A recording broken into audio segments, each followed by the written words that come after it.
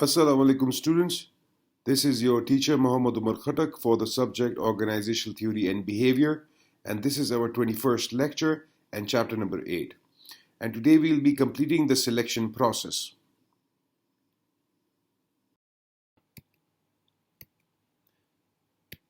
Step number 4. Reference checks and recommendations.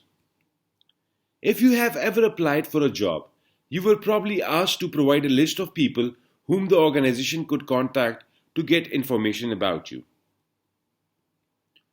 These references might have been work-related, such as a former supervisor or a co-worker, or they might have been personal, such as a friend, clergy, or family members.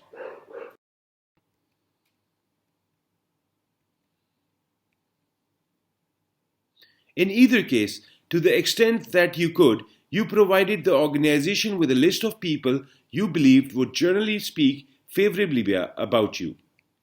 Rarely, when given the opportunity, does someone knowingly include the name of a reference who will give a negative impression to the new organization.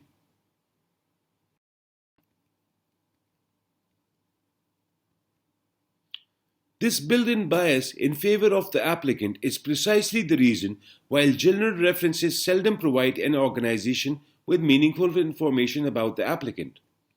Equally important, however, are genuine concerns over the legality of providing such information. Giving out confidential information about a former employee could be construed as a violation of the employee's right to privacy, and giving a negative recommendation opens the reference up to a defamation lawsuit.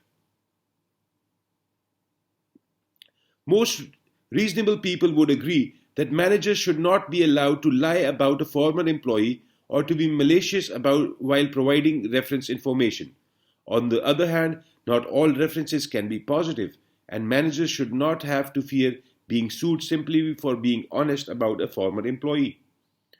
In any event, fears of being sued have led many managers to refuse to provide references for former employees. The trend in this direction has also caused organizations to include explicit statements in their employee handbooks about corporate policies on checking references. Rather than risk a lawsuit, managers are instructed to give out only verifiable kinds of information such as dates of employment and job title. Under these circumstances, it is almost certain that references will be of little or no value to the hiring organization except as a check on the accuracy of information contained on the application blank. Organization must also be wary of any policy that suggests that all references should be neutral in nature.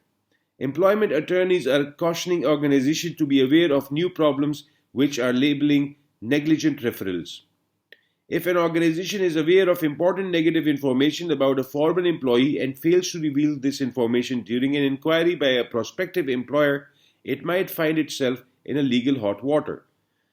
At the present time, the legal status surrounding reference checking and providing recommendations is just not clear at all. Perhaps because references have become such dangerous business. At least 32 states have passed laws that gives managers some immunity from being sued for providing good faith job-related information about their employees. Most of these laws are, however, too new to determine whether they will be effective.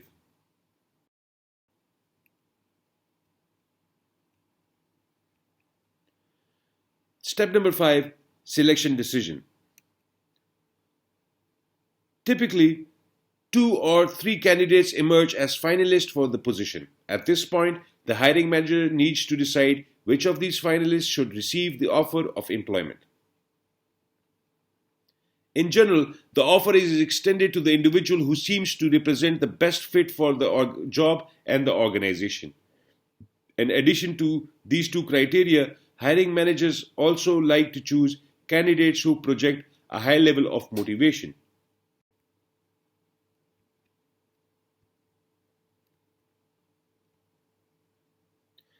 There are 2 major approaches used by the organization to arrive at the selection decision: the multiple hurdle approach and compensatory model. Is the process of reaching a selection decision by requiring job candidates to meet basic minimum requirements on each stage of the process.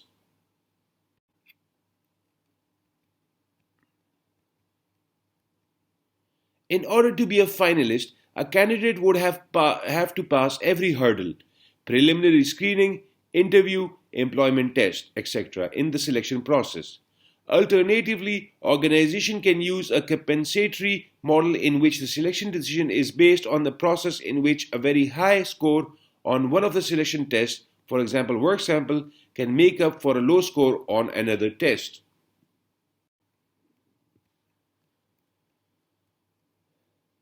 Step number 6: Physical examination. Careful adherence to the Americans with Disabilities Act indicates that physical examination can be used to screen out unqualified individuals but generally should be required only after a conditional offer of employment has been made. However, if an organization is going to use such examinations, all individuals who are conditionally offered employment should be required to have one.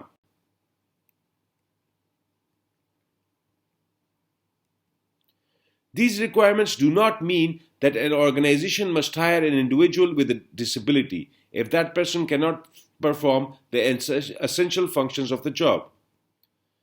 They do, however, help protect the rights of the individuals with disabilities who are qualified.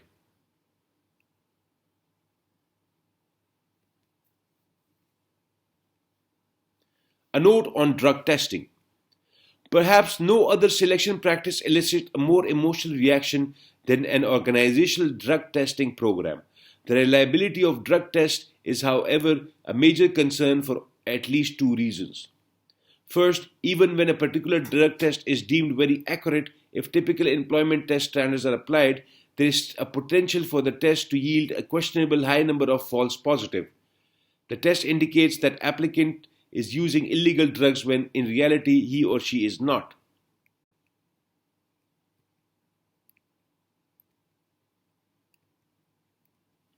Second, the personal consequences of being falsely labeled as drug users are more severe than those of false positive on other types of selection tests, a math test for example. In the former case, the implication is that the applicant has broken the law. In the latter case, the implication is simply that the applicant has more math ability than he or she has in reality.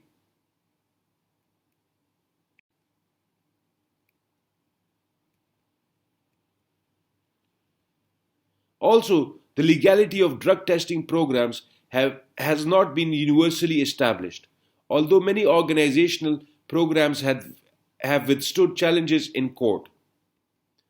Thus, it is not possible to determine whether any particular drug testing program that doesn't fall under a federal mandate will in fact be legal.